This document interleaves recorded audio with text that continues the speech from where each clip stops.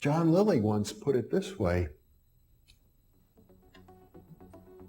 there are no limits at all to the human mind whatsoever, except those we impose on ourselves because of our beliefs. And those limits are also beliefs to be transcended. And that's a view that suggests that the possibilities of human transformation are virtually infinite. And we have no way of knowing the outer horizon of what it means to be human.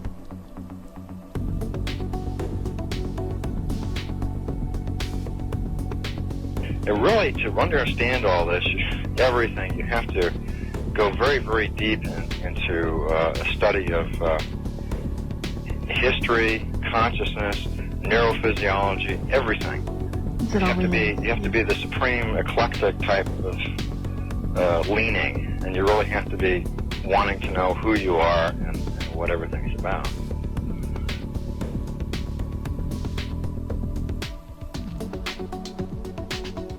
And the thing that you'll find when you go to sacred sites, if you're very humble about it, is that you are on a personal journey, and the sacred site will respond to you in a way that is appropriate only to you. The information is always what you are searching for. And it's the intent you give that energy that defines whether it is used for right action or not. And it is inside these sacred spaces that you will be reminded that you are a god, that you are a bright star. So what you're trying to do is move through the course without ricocheting off walls or creating karma. You're trying to slide through things smoothly. How do you do that? It's called flowing. There's a technique that you can do that will allow you to touch some part of your inner being that has more knowledge than your conscious state does.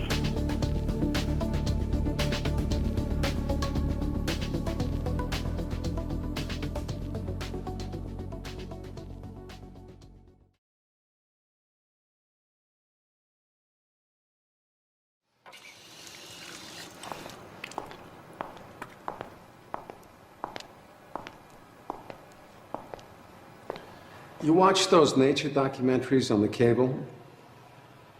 Yeah. You see the one about lions? Yeah. Get this lion. He's the king of the jungle. Huge mane out there. He's laying down under a tree in the middle of Africa. He's so big. He's so hot. He doesn't want to move. Now, the little lion cubs, they start messing with him. Biting his tail, biting his ears. He doesn't do anything. The lioness, she starts messing with him, coming over, making trouble. Still, nothing. Now, the other animals, they notice this, and they start to move in. The jackals, hyenas, they're barking at him, laughing at him.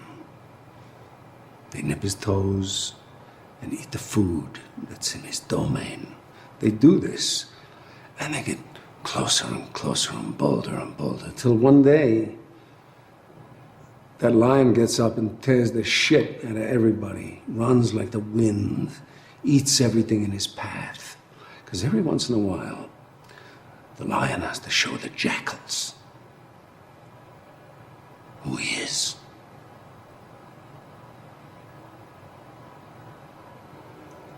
It's too late to be scared. It's time to kill. I'm going to the other room. You come out when you're ready.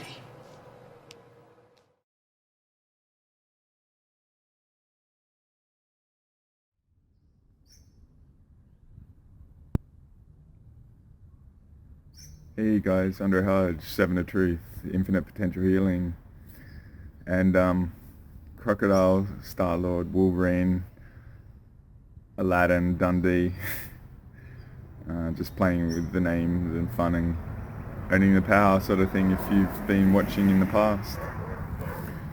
I'm just going to do a little bit of an intro to my usual sort of stream recording I did a few days ago, and just offer that had the desire to be a bit naughty. All right. So what I'm doing here is offering some of the real cool things that I've been doing in parallel to many of the things I've been doing over the years, and offering one of the big responsibilities I felt I've been privileged to take on board, which is operating here in partnership to Earth and doing service to her Earth, relative to really amazing people that are out there. And my purpose for doing this isn't to say, oh yeah, I'm so freaking great, all these amazing people are there. I'm saying my purpose behind this is to really offer that there are so many amazing people amongst us, totally undercover, that don't even know it, alright? And I don't feel I've got extreme perceptions and talents and stuff. I just operated a certain way, which I've offered, and I've learnt things along the way and integrated and constantly expanded, much like you have by being here, because I'm thinking of doing a theme which I'll call relative to the life force cost relative to expansion, and expansion in awareness is a very minuscule investment area that most people actually put into their lives. So if you're willing to invest in expansion, it's an enormous benefit to all and your journey and all that sort of stuff. So that's another video. I went for a really awesome walk today. We've had a bit of clear weather. It's been cold, but it was nice to just get out and move, because in my city we've had a bit of a soft lockdown. But this is a shout out to all my fellow Aussies in lockdown in different areas and that have experienced tough lockdowns. And yeah, the pressure put on us, it's a bit like the Maze Runner sort of series. It's, to me, I see byproduct of that is brewing some sort of stuff and potential in the few that are around us. Because if you've been thorough on me over the years, I did the AI series with Andrew, and in that I talked about a guy by the name of Seymour Cray. And Seymour Cray had this really cool quote about would you use 1,024 chickens or 2 oxen to plow a field? Because he built the Cray supercomputers, and my attitude is the Galactic Special Forces stuff is that it's not going to be like masses of millions of this sort of doing it. It's going to be a few very surgical people that are very high level that have the ability to change the whole reality, alright? So it's not like a kumbaya sort of unity, wait for everyone else. To me, it's the few powerful people that are actually going to affect stuff that will lay the framework for the energy potential of the rest. So that's where I've always invested in people, not because, like I mentioned in the Infinite Potential Part 2 about getting involved with people's crises and stuff. What you do is reward behavior and then people go and continue it. It's like you've softened the blow so that they don't know the consequence of their actions. And trust me, I'm living it, alright, with what's happened to me in the last couple of years. And especially this weekend when I'm intending to release this is on the Lion Gate. 2 years ago I had the vision to be able to get to Europe to do something really big, and that never eventuated because of all this cascade of stuff that I got entangled with and I solved, right? But I paid for a lot, alright? So my purpose behind releasing all these Galactic Special Forces recordings are to be an enormous ally for you if you've got the potential to be one of what I metaphorically say is Seymour Cray's oxen in the reality. And so what I'm trying to do is incentivize is you push yourself as hard as you can and you keep pushing and you keep going. And the other thing, what I want to do is offer a few clips at the start. I'm not sure entirely which clips I'm going to do, but there's definitely one related to Rich and Alan Miller about magic. And magic is what, in his, from a physics perspective and a legit magician, is the ability to change consciousness at will. And the clip has stuff related to thought forms and dot connecting and all that sort of stuff. So to me, it's very, very powerful, and it's also about willpower. So I hope you really get a lot out of that, because he's been an awesome ally that's had an amazing journey that I found back in 2010 when Kerry Cassidy interviewed him on Project Camelot, and then I was just like, go time with him. So I don't want this overall video to be too long and stuff, so this is just a bit of an intro. I might add other clips and like different times relative to going through it, because I haven't gone through it yet. But yeah, I hope you enjoy this. I hope you get a lot from it, and I hope you really own the fact that you're one of the few that is actually able to actually find this stuff, because I know I'm very hidden. I've had people look, and I've looked on different IP addresses and stuff. So who does that make you, and what potential is there for you if you're actually aware of all this stuff and these missions? You just listen to these people that I include later. They're just really amazing beings that just battling in the human experience like everyone else, but then they have this innate nature and intent, like I said with the Richard Allen Miller thing, that things just eventuate. They don't need the bells and whistles or notoriety or anything like that. They just do some really innate stuff in their nature that eventuates the stuff that I talk about. So I really, if you think you don't have abilities or power or anything like that, it doesn't matter. Having the awareness and having the data of these sort of things opens up the potential for you. So thanks guys. I hope you got a lot from this series and all the other series I've been doing, and keep expanding. Andre out. Cheers.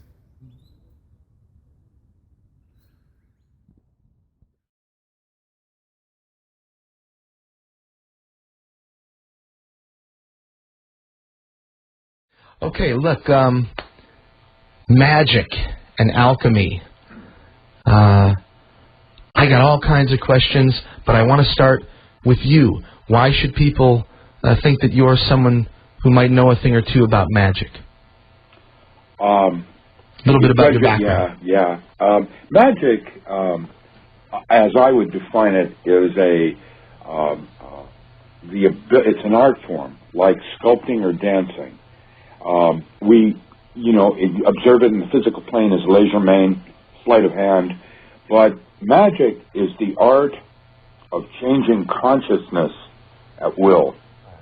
And what I'm going to suggest is that there are a number of different, unique, altered states of consciousness that are quite different from each other, and that in each of these states, we're able to do something that we're not able to do in a conscious waking state. My work with Navy SEALs showed that there was a small area of width of hypnosis, biological. I mean, it had markers so that you could measure the depth of the hypnosis, which is a number of different, parameters. And in that state, you could improve the ability in guessing in an individual by like 400 times. That means you come to a fork in the road, and the warrior, the soldier, the SEAL, was able to, with a 99.9975% probability, pick the right path. Wow.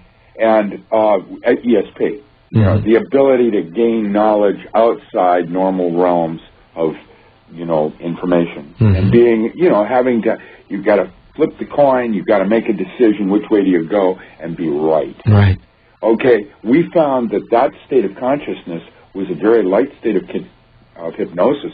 It's right there. And in either side of it a little bit, it varied a little bit, but if you honed it right into that area right there, your ability in guessing was increased like 400 times over natural, normal occurrence, where you'd make a guess, is it green, is it red? And that was a state that these guys could put themselves in at will? Anybody can. And that's what my latest book coming out with Earth Pulse Press will be on the work I did with Navy SEALs on that. It's how to relate certain specific states of hypnosis with the ability to improve your ability in guessing. Wow. If you want to go to Reno or or have a girlfriend and be able to make decisions, right decisions. when and you don't do that in a conscious state, and that is the purpose of these altered states. And I'm going to further suggest that all these different states are areas where you can do things you cannot do in conscious state, and the ability to move from one state of consciousness to another is the practice of magic. That's what they call pathworking. Okay, all right. It was always suggested that in order to have control of the physical world, which, by the way, is an illusion, that one had to have a broader worldview. Meta, meaning broader or beyond. And so metaphysics, of course, was beyond physics. Yeah. And magic became the rigor or discipline that will eventually merge out of the new forms of physics, which basically is adding a mystery school to our current forms of technology, something that the Hopi and or the Aborigines enjoy in their way of being that we've lost in our current society. And what I would hope to do as a scientist is to suggest that there's possibilities of other ways of envisioning what's going on, and that having a more mystical or magical sense not only enriches but allows the possibilities that wouldn't be otherwise. You know, it's a person's worldview and belief systems that sets up the limitations of what that world can become. Right, we all create our own prisons, sort of. That's right. If you choose to model the universe as a hologram, where as above, so below, there are like levels of the same thing, then you have the concept of the mind's eye and the importance of what imagination is and what it really is about, and what the whole nature of the inner space that we call altered states of consciousness, the ability to move from one to the other, to seamlessly move from one to the other in an art form that creates a reality. Thus magic. Yes. With a K. Right. You know. Yeah, because you're a physicist who intends with the aim of magic. I think you call yourself. You mean the goal of spirituality or the aim of religion, whatever. Yeah. It's got all the words, but really, it's about intentionality and the idea that the Greeks had it pretty good. They listed love in 4 words. There was eros, philo, agape, and telema, or thelema. And thelema was the highest form of love that there was. It had to do with the love of will, your purpose, your calling, your character, and your calling. That's James Hillman. That's incredible. That for those unaware, you know, I think we should mention it. The whole phrase. What is it? Do what thou wilt shall be the whole of the law. Love is the law. Love under will. Yeah, incredible. Right. What a series of words. Dr. Charlotte Bach at the Warburg did a doctoral thesis under several of us. In Germany. Yes. And her title was called Homo Mutant, Homo Lumen, where she, that was her doctoral thesis, where she discusses the next evolutionary stage of man as a light body, where we wrote books called The Diamond Body, having to do with geometric places of consciousness. You know, it goes on a lot of levels, just like the Matrix does. There's many, many, many layers of understanding what's going on. And magic has been the one I've seen it work.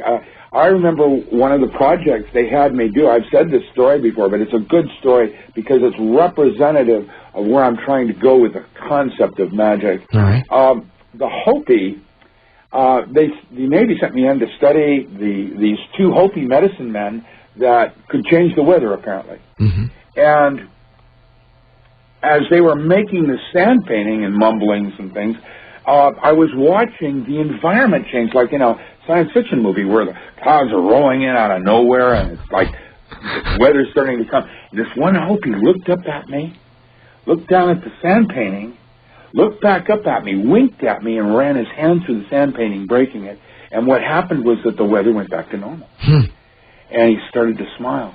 And that's when I realized that the sand painting looked an awful lot like a solid-state physics device. It was like, a complex electronic device, like we use in our own computers. You know, I was also going to mention the similarity and some sort of connection between the sand paintings of the Hopi and the Indian mandala sand paintings that they do on the other side of the planet. Yes, mandalas, yes, Arguella, yeah, there you go, right, we're on the same page. Yeah, okay. And the fact is, that's what 19th century magic was about, was talismanic magic, geometry. And 20th century magic was on drugs. And 21st century magic is now moving to the concepts of sound and light using cymatics and frequency bands or resonances.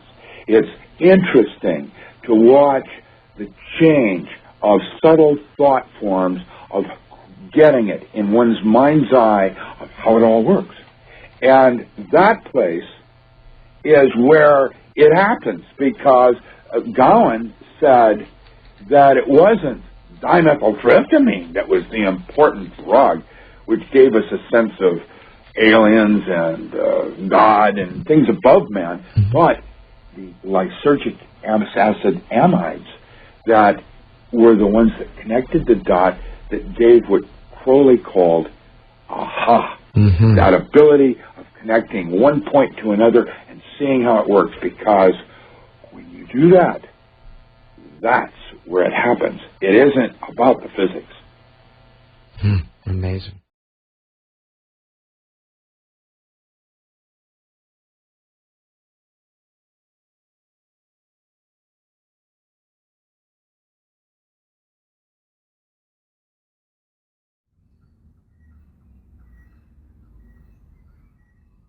Hey guys, I hope you enjoyed that clip from Richard Allen Miller. It's from a very old interview, one of the very first that I went back and found that was quite rare.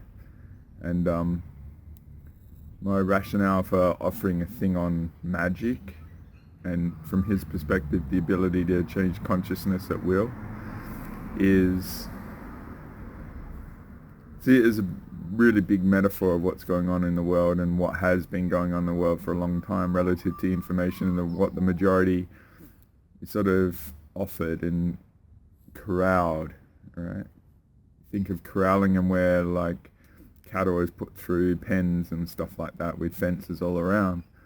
To see the metaphor of the fence is the information that is offered to the majority.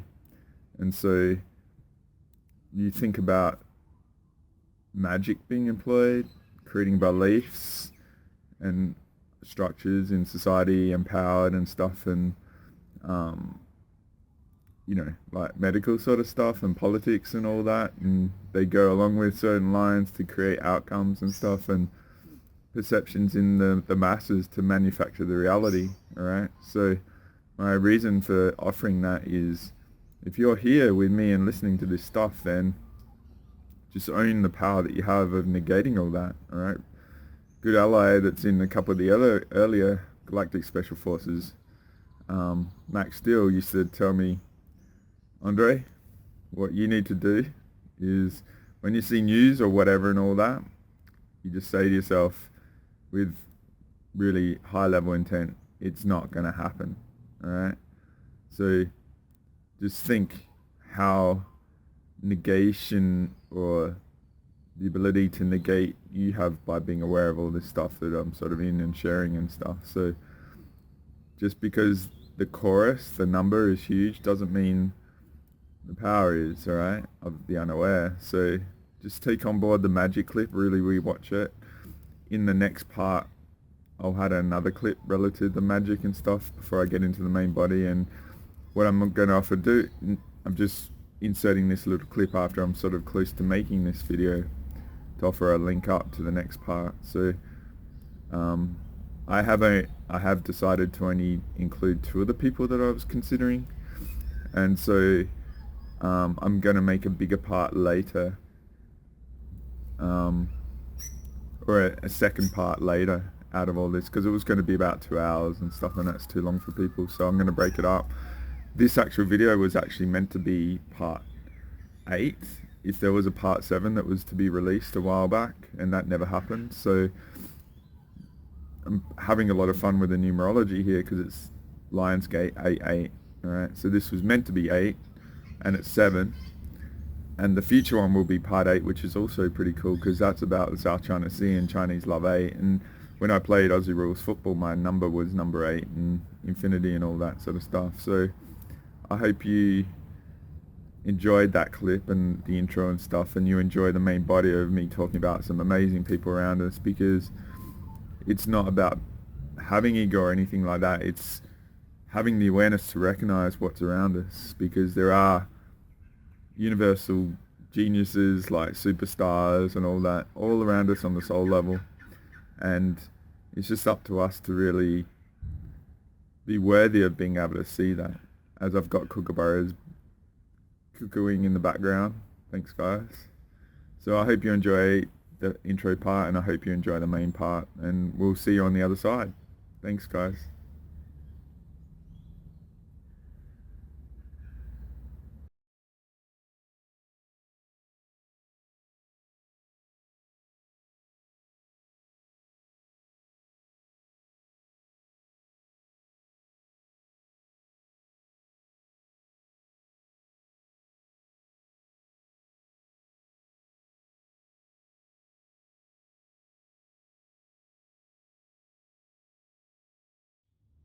Hey guys, Andre Hodge, 7 of Truth and Infinite Potential Healing, or as I've said in a few places, Crocodile, Star-Lord, Wolverine, Aladdin, Dundee here, just to name it to claim it, alright? Owning my power. I want to thank you for finding me. If this is the first time you found me, thank you. If you have been a pretty consistent regular and getting a lot from my stuff, and if you've actually engaged me further to do a healing session or infinite potential healing, especially those amazing beings of late, had some pretty epic sort of sessions and realizations and stuff going on. I want to thank you, whatever it is, and if this is the last time you see me, no problem. Good luck. Thank you. I hope you've gained whatever you need from me, and continue on your journey on this amazing experience of being on Earth Mother now in human form as a spiritual being. Today I'm going to do something I haven't done. I'm going to offer you Galactic Special Forces Part 7, and unlike the previous ones, which have actually been in, most of the previous ones have been actually in live, the actual missions themselves when we're doing it, because we get no warning. It's 24/7 operations, sort of you've got to be ready anytime. Like part 4 I think was between 2:30 and 5:30 a.m. one morning on a Friday morning back in 2016. Well, a couple of weeks after coming back from Ayers Rock and doing clearing up there with Nikki Tetsi, and it was the morning before I had to go to work and stuff, and it was really hectic, like very exhausted. I'd worked a lot in a really awful kitchen, which is basically what I call like the finale in Ghostbusters, the Gozer demonic portal sort of shit. So that's what I was dealing with. So yeah, what I've tried to offer in all my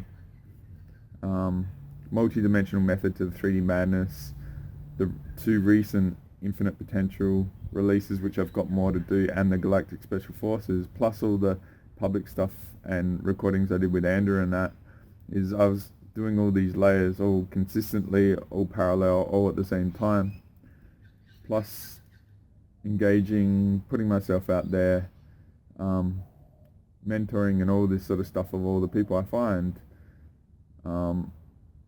As soon as I put my feet back on the ground in this region in early April 2010, it was on for me, alright? So the way I see my engagement at the land and that here was, like if you go to my Discern Me and the readings I had with Andrew, the very first one was in 2013, in April 2nd, 2013, where he said Earth wanted me back here and stuff. So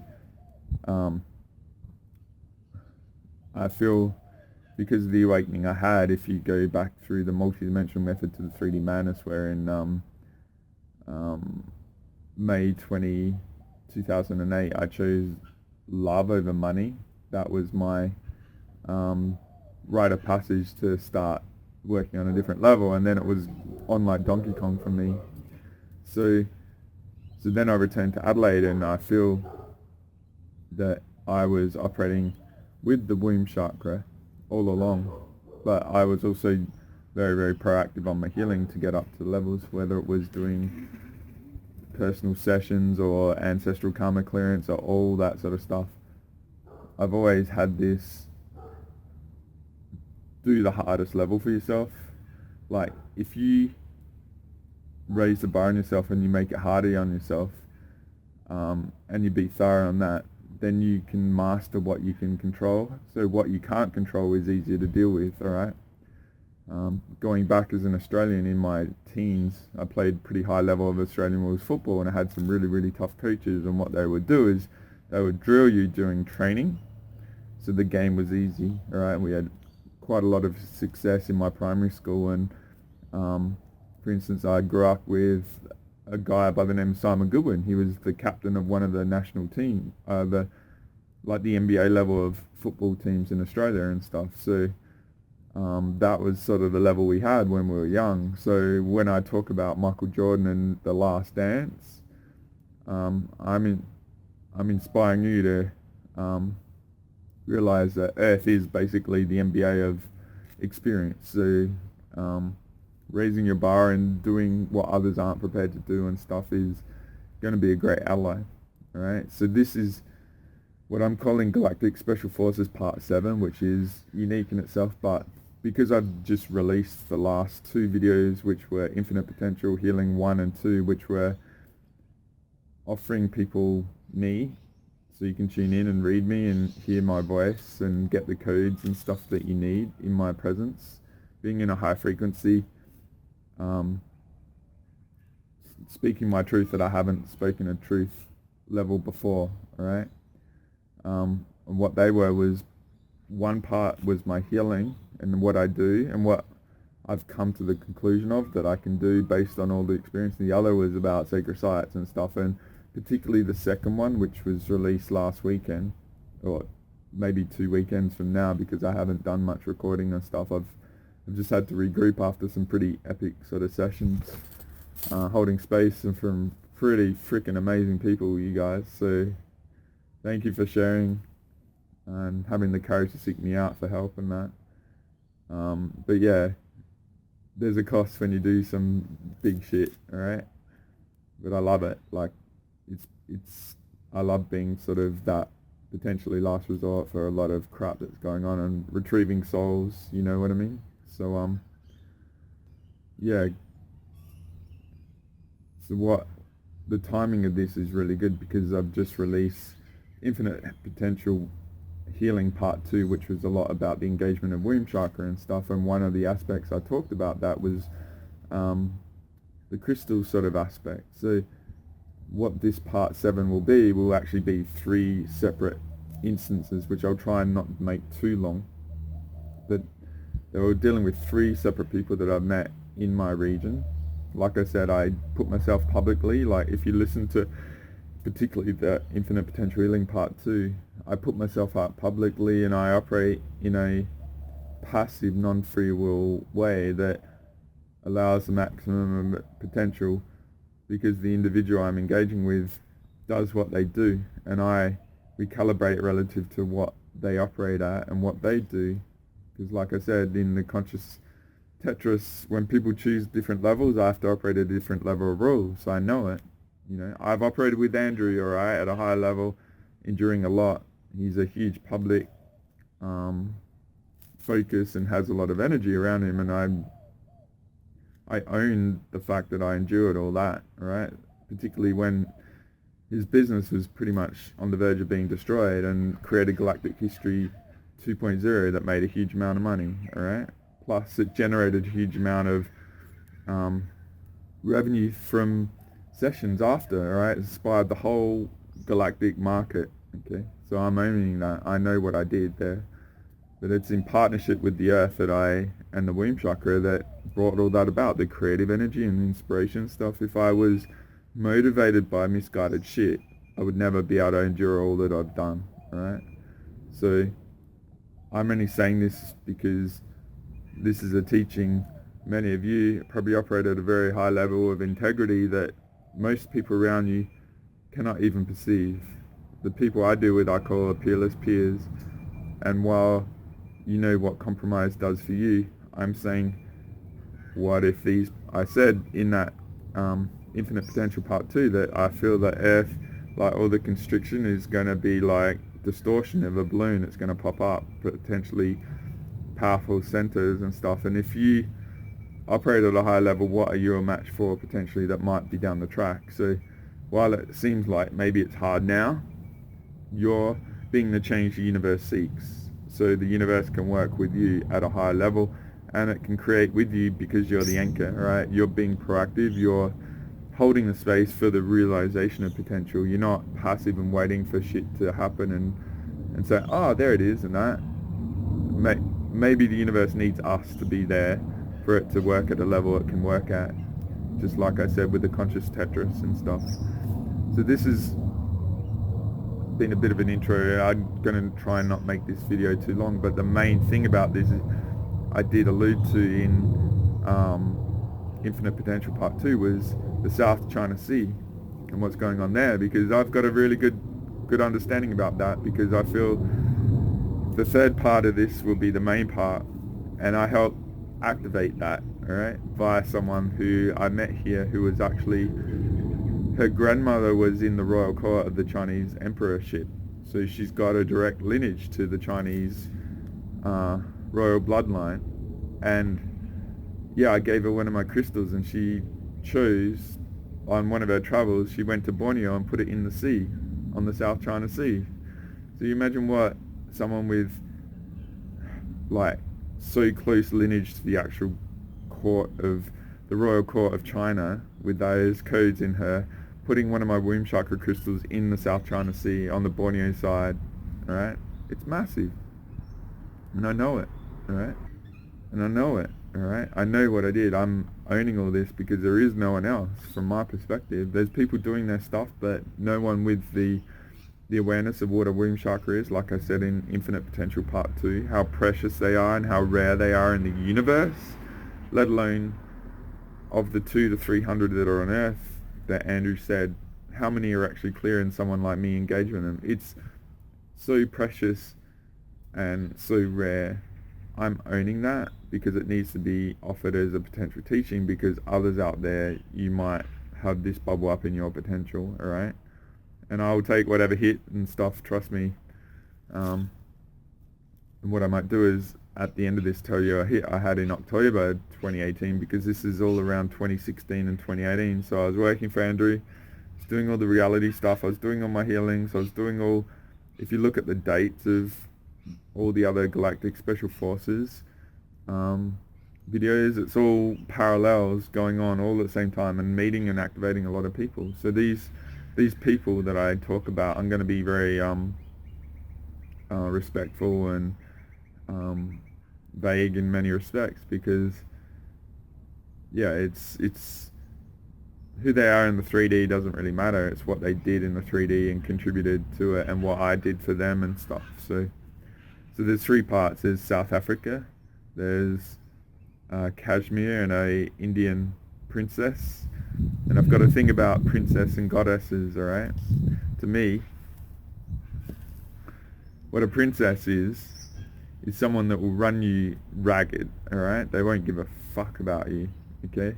You're an instrument to help facilitate them get what they want, and they don't have the empathy to take on board you as a variable in their thinking. They just don't have it. Most people actually don't, okay? What I do is I feel I incorporate 10,000 variables of every individual I operate with. So the more I know people, the truer the pattern is, and that gives me more data to calibrate and how to interact with them and stuff, and what they do and what I know them to do. And that's how you discern, because one discernment thing of me, and this is cool, you work out what people want and you make it easy for them. So they don't, like, if people are materialistic and they get things for free, they don't appreciate it, they don't value it, and they don't value who you are for bringing it about. So you make it effortless and see what they do as a result, and how much they truly, their actions will show you the truth, not what their words say, okay? So I use discernment like that, and I'm watching the patterns and very, very observant like an eagle and stuff, and yeah, so you can work people out. So what I'm saying is, a princess, basically, when it comes down to it, they won't give a fuck about you, right? And I'm being harsh in my words, but you know, you've all probably operated with people that are in high frequency stuff, and they don't have the ability to measure you and you as a variable. So when I'm talking Galactic Special Forces, alright, it's not hierarchical, okay? Like princesses are hierarchical. They see you as their underling to facilitate their thing. Galactic Special Forces is holographic. So if you imagine a circle with all these points and they're all overlapping, and you know, it creates those weaving patterns and stuff where everyone interrelates and overlaps. Part of it is you caring for the well-being of those around you, because yeah, you're not responsible for them, but if they're dipping, then you as a healer or whatever, you boost them to give them a breather, because say maybe they're an oracle and they've got high-level perceptions. They've got a high-level perceptions, and dealing with the 3D is pretty tough. Like I know, say with Nikki, she goes off and, you know, it's very, very tough for her to deal with a 3D, so she just needs someone to drive her around and stuff, because she's in oracle mode, alright? But yeah, I'm just using that as an example. But don't let anyone impose you under their hierarchy as well, alright? You're a sovereign being. You're a master of existence to be here in human form. That should be respected. And if they, like, I can see it and I walk away, it's like, if you're not in partnership with me and what I do, it's like, and you don't value me, it's like, goodbye, you're not worthy of being in my life, right? Because I create the match for the people that are. I like creating that space of that, what is in that unknown of, if I'm attached to this, what am I creating that vibration for and the match for? And if I go into the unknown and open up and shed my skin and stuff. So sort of what I'm doing now is I'm being a beacon for that next wave of people I know, and I'm anchoring it, holding it, that have all the variables together, all right? So what I'm saying is, a princess will put you in a hierarchy, essentially, and you'll facilitate them, all right, to achieve what they achieve, and they'll never acknowledge you and all that, because they're the apex of their own perception. And I call it a spoke of, making you a spoke of their wheel of self-definition. So the way I see a goddess, alright, or a god, like we can have a prince or a princess and stuff like that. But from a goddess perspective, to me, my experience with those sort of beings is they make you feel like a god, alright, in their presence.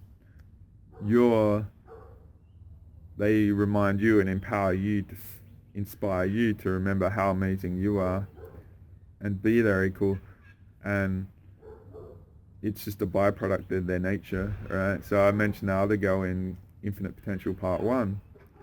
That was absolutely the case. It was like magnetic. It was like gravitation of a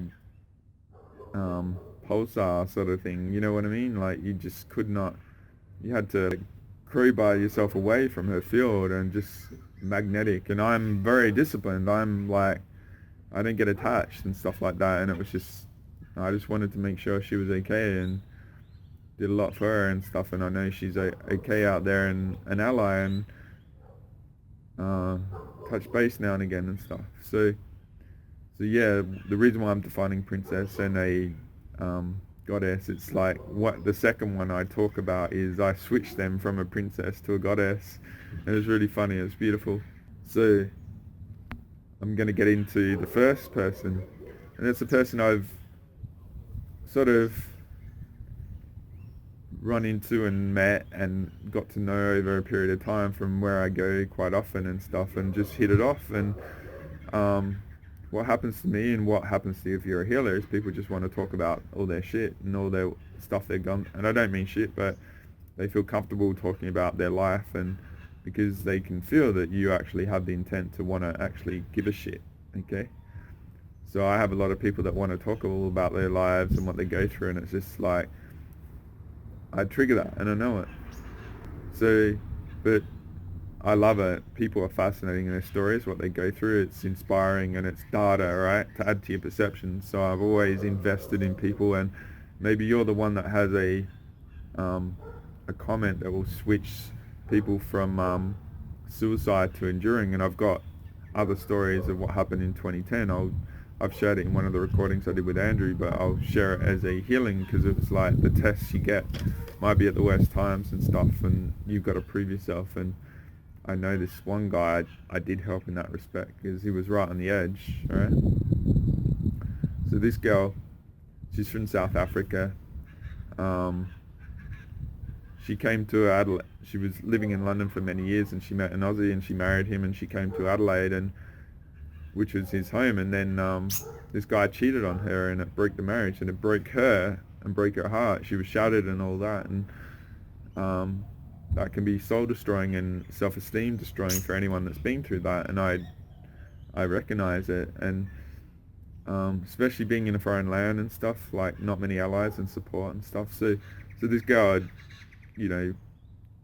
been through a lot, and she would go back home to South Africa, and her home city is Durban, which is fascinating because that's where the riots and the societal breakdown has been lately. So she was planning to go, I think it was 2016 or 2017, and what I did is I said, can you take some of my crystals? And she, like most people, like I talk about the last Mimsy, right? This is who you and we are, and the work we're doing is last Mimsy level in the universe, to my perspective. So you would have to have that sort of level of awareness and responsibility of all these sort of variables that I've talked about in my series and my recent recordings to understand. And it's not something I really get into, because it's like people just go, they can't handle it, all right? And that's cool. And talking to people, it's too much. They're just like, they bring up sort of random topics to disarm the flow of the conversation and stuff, right? All sorts of stuff. So the way I operate with people is I operate very passively and basic. And what I do is I say, look, can you just... She talked about her family and stuff, and it was like her grandmother was very aware and stuff. So I said, here's a crystal for your grandmother. If you're going to see her, it'd be awesome to get to the powerful people in your region and shamans and stuff. And I just said, look, I'll give you a few. Take them to spots where you feel are special to you, and leave them there if you want. All right. So, like this region of South Africa is on the Indian Ocean, because I know the underwater UN is over near that side, and the mermaid community and all that sort of stuff, and there's a lot of grid stuff in the Indian Ocean and bases and stuff, right? And it's the other side of Australia, so it's quite rare. It's down the tip near Antarctica and stuff, and I did a whole recording with Andrew on South Africa and how it's a staging point and all this sort of stuff. So there's a lot of reason why there's instability over the land, and to me all the riots and stuff is just energy redeployment. It's pissing people off to go and do shit, alright? So it's ironic that sort of region has had this issue just in the last month, alright? Last month or two, where the society really broke down when the ex-president was arrested, and it just like triggered a lot of shit. But what she did is, like, I didn't tell her what to do, and I didn't say what to do, but she took one to the spot where Nelson Mandela was caught, alright, and she buried one there, And I was like, wow. I told Andrew about that. It was like, never told her what to do, but she took it to a spot that was special to her. And obviously the people of Africa, South Africa, because he was a powerful figure that was, you know, and that location where he was captured is like a sacred spot, a pilgrimage spot for the Africans. So she buried one there, which was really epic. It was like, fuck, that's so amazing that you did that. All right. So that spot is not far out of Durban. Okay. And then she put some in the sea as well, instinctively, which is just brilliant. Okay. So from the grid perspective in that, there's womb chakras over there, right? And I work with the dream time, all right? Big time. So if you listen to part 6 with Annette O'Toole, she did them all around Hawaii and works at a very high level, and is well worth hearing, because that recording I did with her offers her in a different light that most people don't know her, which is, yeah, a really amazing aspect of what she does. And it was a thank you for her support with her blog and stuff, because she really supported me back in 2014 until it was taken down. So yeah, that was the first point and stuff. And it's like, she's an amazing being. She's very, very caring, and Adelaide is tough, alright? Like I said in the infinite potential sort of stuff, it's a lot of energetic stuff is done here, and people can get trapped, like I said. So but I know when people do this sort of stuff, it gives them soul credit in the reality and stuff, like karmic credit and things like that. So yeah, it's like a huge contributor to the reality. So that girl was amazing, and I told Andrew about it. He's like, wow. It's like, yeah, her instincts were freaking awesome to do that. So it was a real blessing to help get that done when we're in last mimsy mode before all the shutdowns and stuff, you know what I mean? Like, I've been very, very proactive up until all the lockdowns and the virus and stuff. So there was a crunch and commitment and all that to get a lot of this done, and there was a lot more to be done, but I was, you know, living below the poverty line for most of the time in the last 10 years, and I do as much as I can on top of the surviving. So the second one, all right, was this Indian girl that I met in 2017 as well, just by putting myself out there and stuff. And we actually met the 10th of December 2017, and she's fascinating. She came from Kashmir region of India. So if you know that region, there's a lot of conflict between Pakistan and India. They're warring and fighting over it constantly, which to me is like suppression of the grid. All right, the conflict indicates what is going on in the region. Okay, so she was very unique and quite like the Wonder Woman goddess sort of region.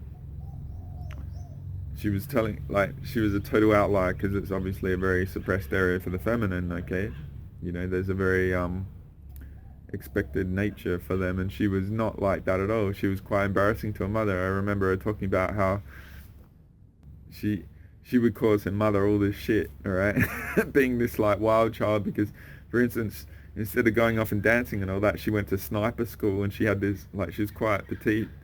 She had a sniper's rifle that was as big as her, and I shot her, and her mother was just like, why do you do this? Why do you do this? And she just, like, a total soul rebel, right? Didn't give a fuck. And it was really cool.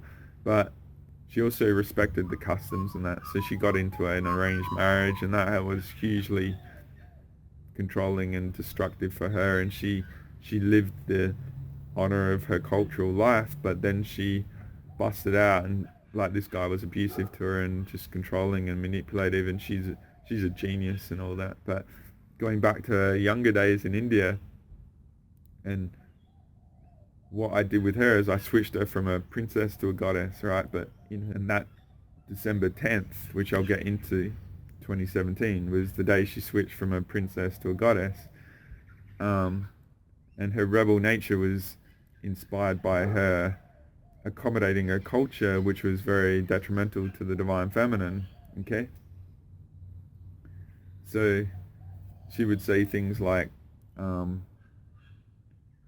it was like in a culture, it was known on the soul level, alright? So if I go to a drawing I've shown many times, see us in the 3D are like this, alright? But on the soul level, you know, like, there's an instinctive thing as well, alright? So say on the soul level, this girl was a goddess, alright? That was sort of castrated as a princess because she was never really supported and stuff in that region, okay? So what the system would do is people in the system would use her as a lucky charm, especially over there. So she said how she was totally materialistic and all this sort of stuff, and she got into like working for a bank, right? She's a genius.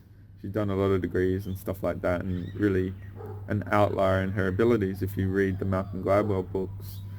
And the reality would use her like a lucky charm. So she talked about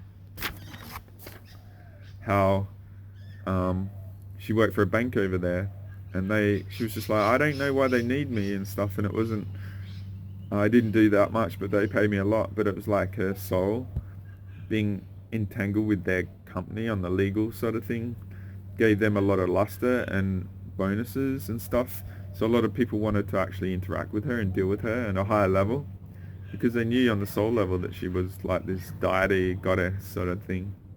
So, but say if you accommodate the reality and you get a lot of personal gain for it, you take it for granted and you go with it, alright? If you get a lot of attention and a lot of high level people want to interact with you and stuff, you're just like, wow, cool. Especially if you come from poverty and all that, and poverty over there was massive. So yeah, I met her after all this and we talked a lot and stuff and got to know each other, and that finally met on that day, and it was a Sunday. It was really interesting. I met at a beach area called Glenelg in my city, and there was this like fete sort of like fair going on with all knickknacks and creative fair, and the energies down there was really weird. It was warped. So it was a very hot day, and we walked along the beach, and we walked around to an area that there's a lot of rocks. It was like a breakwater with lots of big giant rocks. So we eventually walked around the beach to that area. We sat there for 2 hours, and I'm quite fair. I got really burnt that day. It was a really hot day, and we sat there and we talked for 2 hours, and I used my crystals, and basically after 2 hours what happened, it totally activated her in the water, on the crystals, in this land, in the womb chakra. I mentioned that the womb chakra has a radius of 180 kilometers. I think it's more, the radius is 100 kilometers, so it's 200 kilometers around it, if that makes sense. So we're in the womb chakra. So this is me serving Earth, providing my codes and all that, and working with people and stuff. And yeah, it activated her massively, and it took her a few days to really integrate it. But what the really horrible beauty of that activation and stuff is something really major happened right in that spot. Just got some kids running amok out here. So there was a really epic thing that happened that day, right at that time. So we met in the afternoon, and it got quite late, and it was time to head back and stuff. And, so the sun was coming down, alright, and the sun sets over the water on the beach at Adelaide and Glenelg and stuff, so it was really low. So we started walking back to head off and go our own ways and stuff like that. It was pretty a massive event, just interacting with her for a couple hours and help clearing her, and then this activation happened with my crystals, alright? Ironic, I've got noisy kids just wanting to run amok when I'm speaking about this stuff. So I hope the audio isn't too bad. I'm going to try and push on.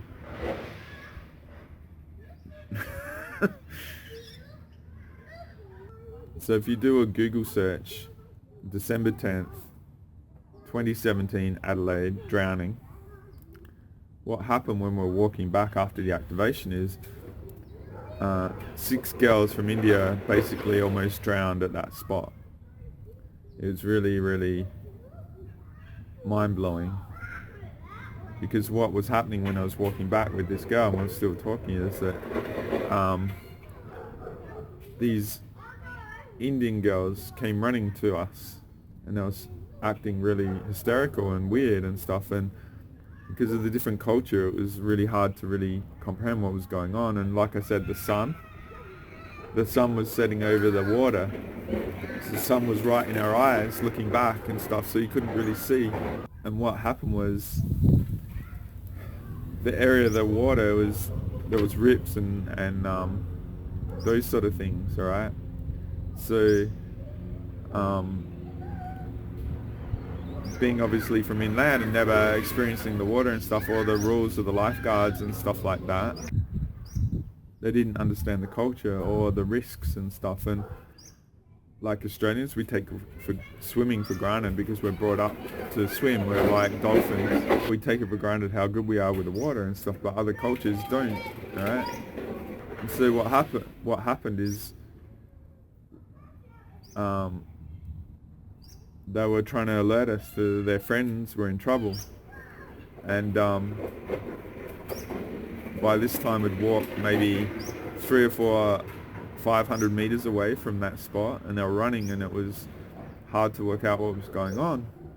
What was happening is 6 girls had been caught in rips and were overpowered by the currents of the water and were in a lot of trouble, and started running back to help them and stuff, because what was happening, it was like a bay, right? So you imagine it was like the rocks were out like this, and it was like this bay around here, and we were down here. So going and swimming, it wasn't a good spot, right? It take a long time, so it was a matter of going around and stuff to it. So by the time I got there were 5 girls being mouth-to-mouth resuscitated all around us, alright? Like, you know, disaster scene and stuff. And there was 1 missing. And so there was enough people to go and get those other 5, but the other one would actually die, right? And I remember walking around them, and I was just holding the energy, like, you imagine, you know, that these unconscious drowning people were like, their souls were drifting away, and I was just like anchoring. I was like, nah, come back, girls. That was my instinct. You're going to be okay. Just holding the energy when everyone else was panicking and in freaking total turmoil and stuff. So what I did, I went around to the rocks, try and see if I could see the girl. Because of the sunlight and not understanding the culture or what was really going on, time went really quick, right? Like minutes had gone by until we got there and stuff, and then I went out to the rocks right where she was meant to be before all the lifeguards and stuff, and I was looking around to see if I could jump in, and it was quite risky because obviously the currents and stuff were really bad. And yeah, for me, I'm a good swimmer, and I could have gone and stuff, and if I didn't hesitate, I could have probably risked it all.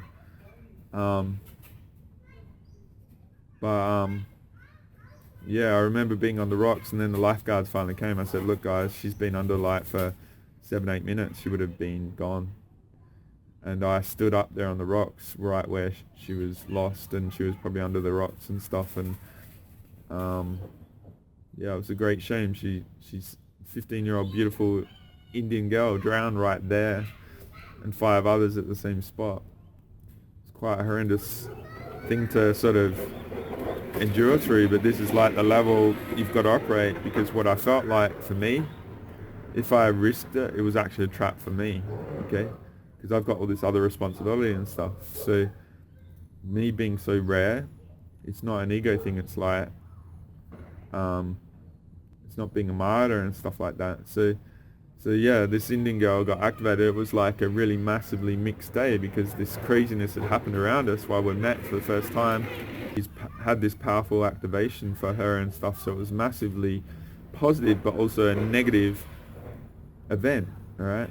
So it was very conflictive and stuff, but it did what it did for her and stuff like that. And I remember later on, like just before Christmas, the Star Wars The Last Jedi movie came out, and I took her to that movie because she'd never seen it. She lived in Kashmir and had a quite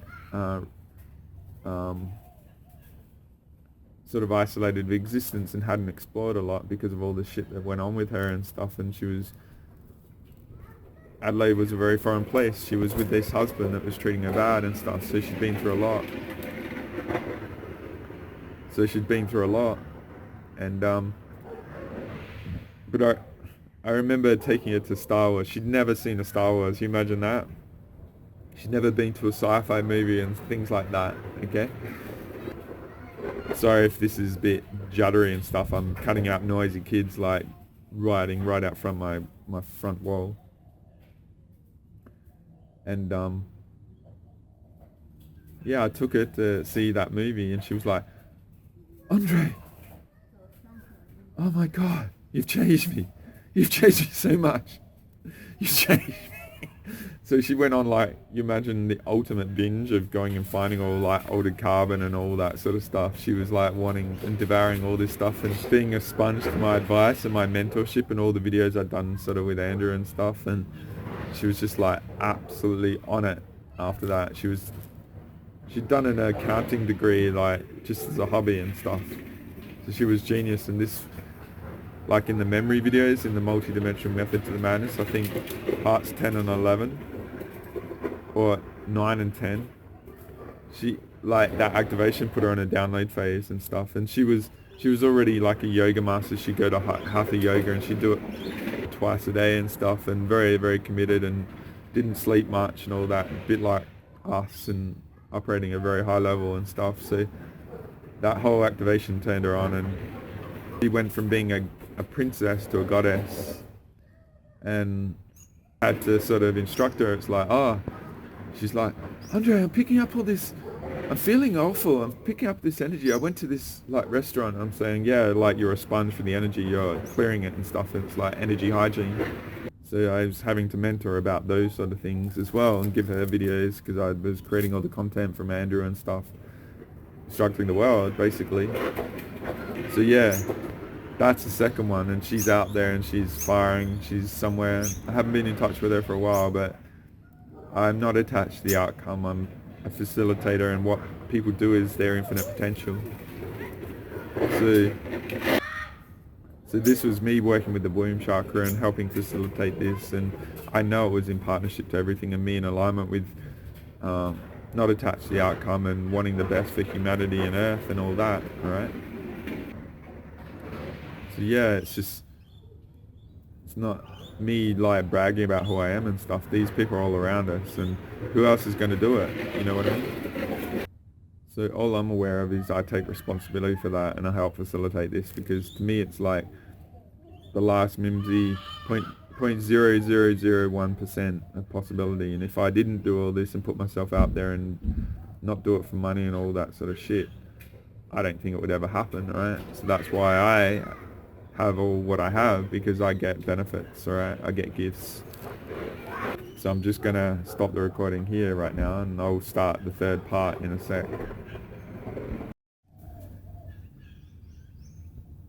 So what I might do is make this first part 1 of Galactic Special Forces part 7, because I'm working with the womb chakra and activating people and regions of the world via the crystals and stuff, which is a flow on from Infinite Potential 1 and 2, where I talked about the womb chakra and the crystals and stuff. So this is the sort of thing I do, right?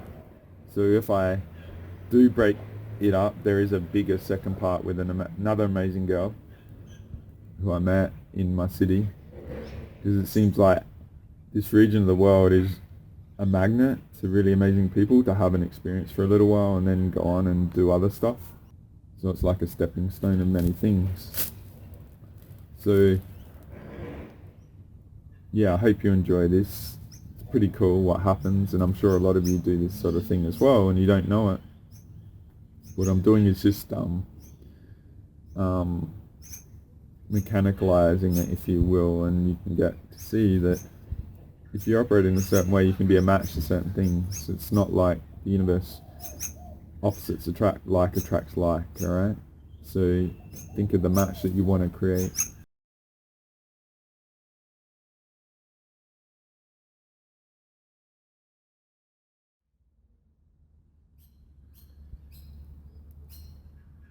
Hey, once again, it's Andre doing an extra clip add-on that I sort of alluded to it, that I sort of do with all these videos and stuff. I hope you've gotten a great deal from this so far, and really own the fact that we are the best and best in the universe, and there are amazing people all around us. What I want to do is I'm going to break this up, as I said. I'm going to create a more thorough version, part 8, which was meant to be part 9 probably, and this one is part 8, so part 7, but it was meant to be part 8 because it was meant to be a part 7, so I'm playing with the numerology on this day, which is quite interesting, a lot of fun. So if you've gotten to this part, awesome, and thanks for watching all the others up until this point. What I want to do is leave this particular video with an awesome clip from a doctor that was into virus sort of stuff. You should go and research him, Dr. Len Horowitz. You know, I've sort of said I've been through teachers and all that sort of stuff over the years, and when I exhausted the ones of this era, I went back decades, and then I went back decades, and then went like 80s and 70s, and that's why I know the guy at the start, Richard Allen Miller, because the era he was involved with, Dr. Andrei Paharich and Uri Geller and stuff, was really interesting, and it's a worthy study in itself, those guys. And I've got a clip of Dr. Andrei Paharich on my channel and stuff, and he was an amazing being. But this clip of Len Horowitz has always been quite inspiring, and it was used in many of the documentaries that I really got into early on, and that's what inspired me to create the Conscious Explorer series. So yeah, it's powerful. This has gone on long enough. I hope you've gotten something from this. I hope you've got inspired and you feel a spark deep within your own divinity, your own infinite potential that you have because of your awareness of this stuff. So I encourage you to keep holding space and keep doing your work, keep doing, you know, all the revocations of sovereignty and all that sort of stuff. And if you've got mine, awesome. And yeah, hang in there, guys, and keep holding your space, being the anchor for truth, as the Richard Allen Miller clip said. All right, magic is the ability to change consciousness at will. So imagine what you're doing by being aware of this in your region, like being an antidote for all the falsehood and stuff. So peace out, guys. Thanks once more. I'll see you next time. Andre out.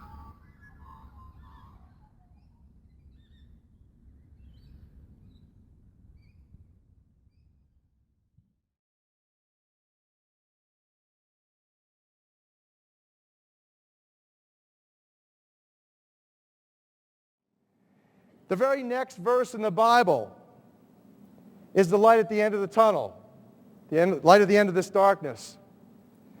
It's about singing a new song. It's about 144,000 humble servants of the Creator coming together in the end times to sing a new song. 1 + 4 + 4 is 9. That's completion. That's like the fat lady sings in the spiritual domain. And I didn't realize this, but when we published these codes and we made them known, and the musicians around the world, Jonathan Goldman, Al Harris, Kunkel, Dan Kunkel, numerous other people started to spread this technology, this new wisdom, that the electromagnetics of the power of the Creator's tones, and we as humble servants, the co-creators, created in the image, empowered with the labia ratum. The 6th note of the scale is La, Ut, Re, Mi, Fa, Sol, La. Labia ratum, the lips, the creative instruments. We're singing and playing the Creator's frequencies, connecting us completely to the universal energies. I didn't realize the wonder and the empowerment of that. I believe that what this is it's a doorway, it's a key. It's a key to hasten what has already been hastened, the spiritual renaissance. And the power of that makes anything else pale by comparison. That I used to say years ago when I did the book, Emerging Viruses, AIDS, and Ebola, I used to tell people, you know, my grandfather died by choice after smoking for about 75 years. And the lesson from that was, he was as a very spiritually pious man, if you become, like my grandfather, focused on service and love and giving thanks consistently to our great Creator, there won't be a Rockefeller, a Rothschild, or a Kissinger who will terminate you before your time.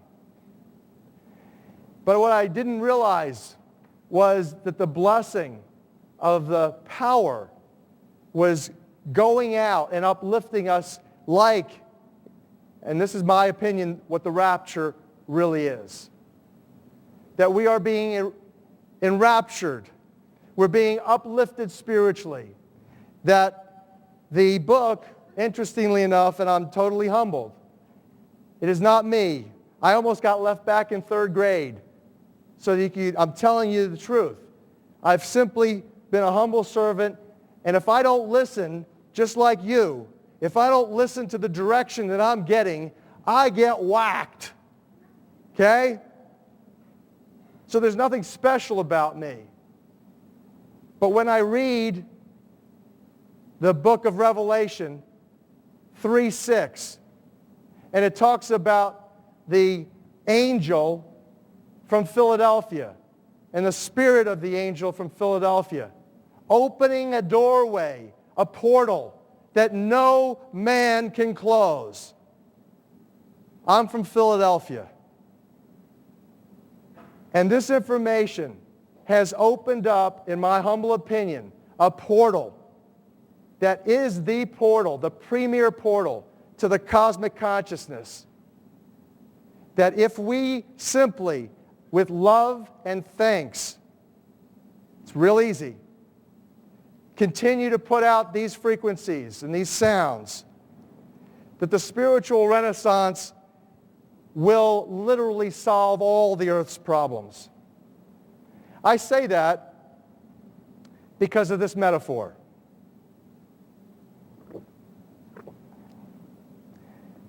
This is the difference between the power of our Creator and anything else, particularly evil. That you can go into a pitch black room full of evil, full of darkness, and light a little candle, and instantly that darkness flees. But you can't do the opposite. You can't go into a well-lit room full of truth and wisdom and righteousness and joy and health and harmony with the universal power. And you can't take any amount of darkness and go into that well-lit room and have any effect whatsoever. That is the metaphor which I frequently think of when I think that I'm not empowered. It is the greatest lesson for me, and I think for everybody else, to know that we're on the winning side and that we win in the end.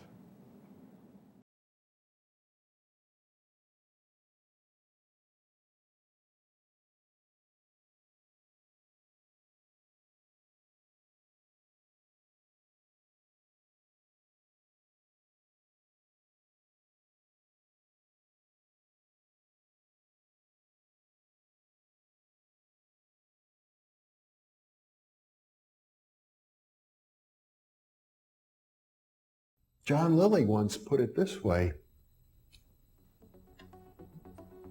there are no limits at all to the human mind whatsoever, except those we impose on ourselves because of our beliefs. And those limits are also beliefs to be transcended. And that's a view that suggests that the possibilities of human transformation are virtually infinite. And we have no way of knowing the outer horizon of what it means to be human.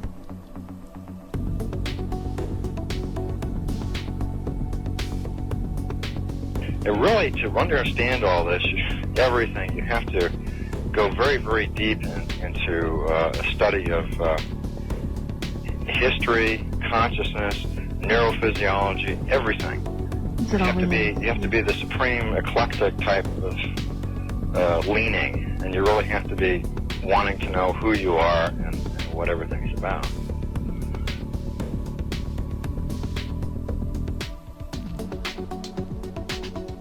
And the thing that you'll find when you go to sacred sites, if you're very humble about it, is that you are on a personal journey, and the sacred site will respond to you in a way that is appropriate only to you.